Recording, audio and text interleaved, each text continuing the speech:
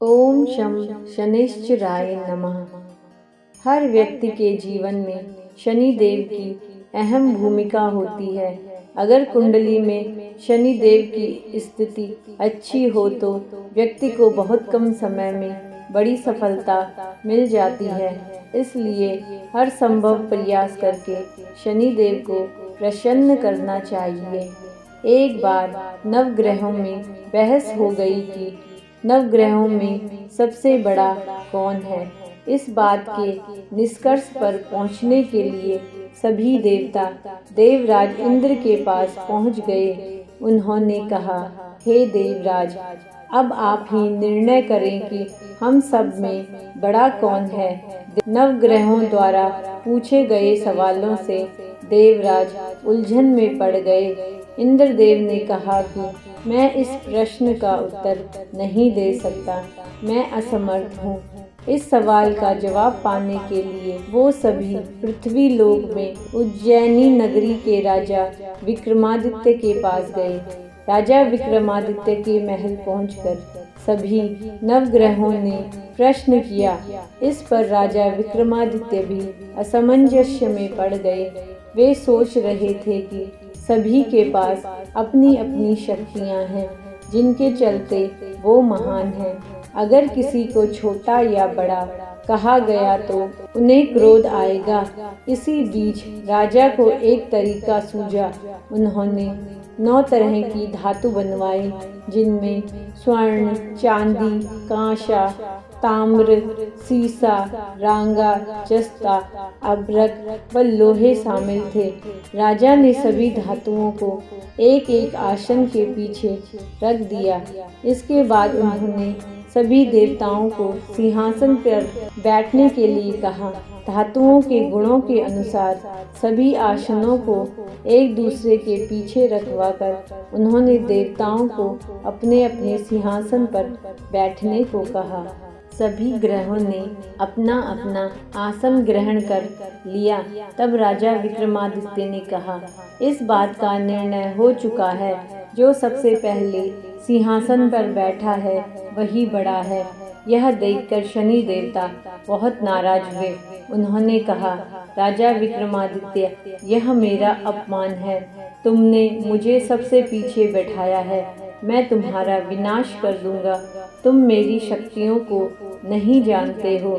शनि ने कहा, एक राशि पर सूर्य 1 महीने, चंद्रमा 2.25 दिन, मंगल 1.5 महीने, बुध और शुक्र 1 महीने, बृहस्पति 13 महीने रहते हैं। लेकिन मैं किसी भी राशि पर 7.5 वर्ष तक रहता हूँ। मैंने अपने प्रकोप से बड़े बड़े देवताओं को पीड़ित किया है। मेरे ही प्रकोप के कारण श्री राम को वन में जाकर रहना पड़ा था, क्योंकि उन पर 7.5 थी। रावण की मृत्यु भी इसी कारण हुई। अब तू भी मेरे प्रकोप से नहीं बच पाएगा। शनि देव ने बेहद क्रोध में आकर वहां से विदा ली। वहीं बाकी ग्रह खुशी खुशी वहां से चले गए। इसके बाद सब कुछ सामान्य ही चलता रहा। राजा विक्रमादित्य पहले की तरह ही न्याय करते रहे। दिन ऐसे ही बीतते रहे, लेकिन शनि देव अपना अपमान नहीं भूले। एक दिन राजा की परीक्षा लेने शनि देव घोड़े के व्यापारी के रूप में राज्य में पहुंचे।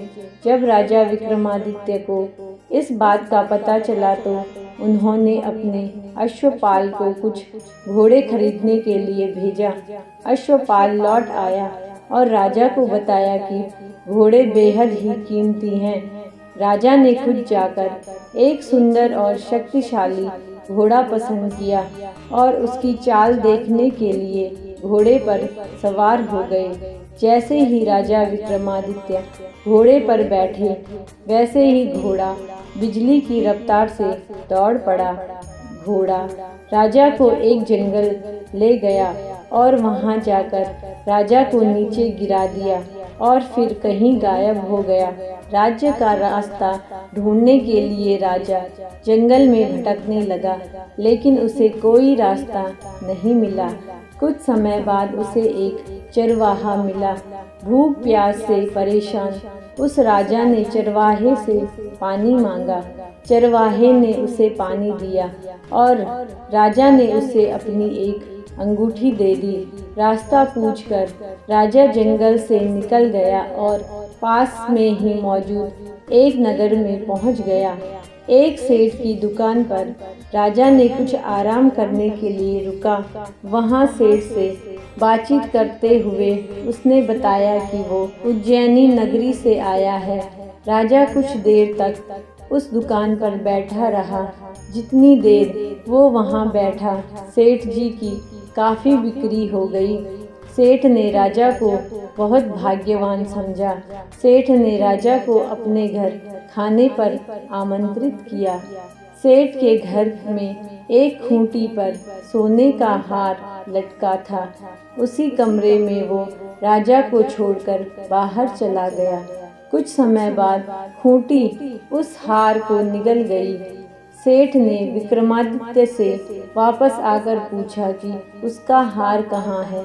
तब राजा ने उसे हार गायब होने की बात बताई। सेठ ने क्रोधित होकर विक्रमादित्य को राजा के पास ले गया। वहां पर विक्रमादित्य को दंड मिला।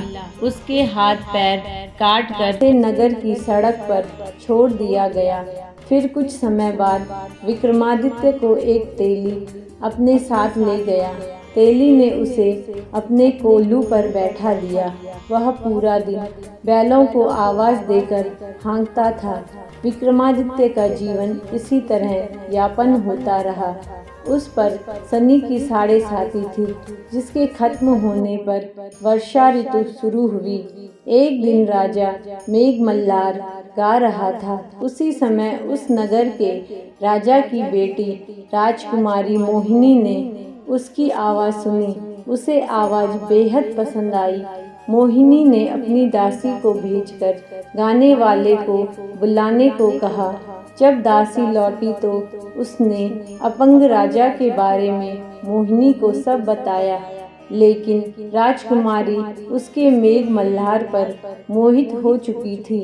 अपंग होने के बाद भी वह राजा से विवाह करने के लिए मान गई। जब मोहिनी के माता पिता को इसका पता चला तो वो हैरान रह गए। रानी ने अपनी बेटी को समझाते हुए कहा कि तेरे भाग्य में किसी राजा की रानी का सुख है। तू इस अपंग से क्यों विवाह करना चाहती है? लेकिन समझाने के बावजूद भी राजकुमारी अड़ी रही। जिद को पूरा करने के लिए राजकुमारी ने भोजन छोड़ दिया। अपनी बेटी की खुशी के लिए राजा रानी अपंग विक्रमादित्य से मोहिनी का विवाह करने के लिए तैयार हो गए। दोनों का विवाह हुआ और वो तेली के घर में रहने लगे। उसी दिन विक्रमादित्य के सपने में शनि देव आए। उन्होंने कहा कि देखा तूने मेरे प्रकोप। राजा ने शनि देव से क्षमा करने को कहा। उन्होंने कहा कि जितना दुख आपने मुझे दिया है उतना किसी और को मत देना। इस पर शनि देव ने कहा, राजन, मैं तुम्हारी प्रार्थना स्वीकार करता हूँ। जो कोई व्यक्ति मुझे पूजेगा, व्रत करेगा और मेरी कथा सुनेगा, उस पर मेरी कृपा दृष्टि बनी रहेगी। सुबह जब राजा विक्रमादित्य की नींद खुली तो उसने देखा कि उसके हाथ पांव वापस आ गए हैं। उन्होंने मन ही मन में शनि देव को नमन किया। राजकुमारी भी विक्रमादित्य के हाथ पैर देखकर हैरान रह गई। तब राजा ने शनि देव के प्रकोप की कथा सुनाई। जब सेठ को यह बात पता चली तो वो तेली के घर पहुंचा। उन्होंने राजा विक्रमादित्य से उसके पैरों में गिरकर माफ़ी मांगी। राजा ने सेठ को माफ़ कर दिया। सेठ ने राजा से उसके घर जाकर भोजन करने के लिए कहा। भोजन करते हुए अचानक से ही खूंटी ने हार उगल दिया। सेठ जी ने अपनी बेटी का विवाह भी राजा के साथ कर दिया। उन्होंने उसे स्वर्ण आभूषण, धन आदि देकर राजा के साथ विदा किया। राजा विक्रमादित्य अपनी दोनों पत्नियों यानी राजकुमारी मोहिनी और सेठ की बेटी के साथ अपने राज्य उज्जैनी पहुँचे। सभी ने उनका स्वागत किया।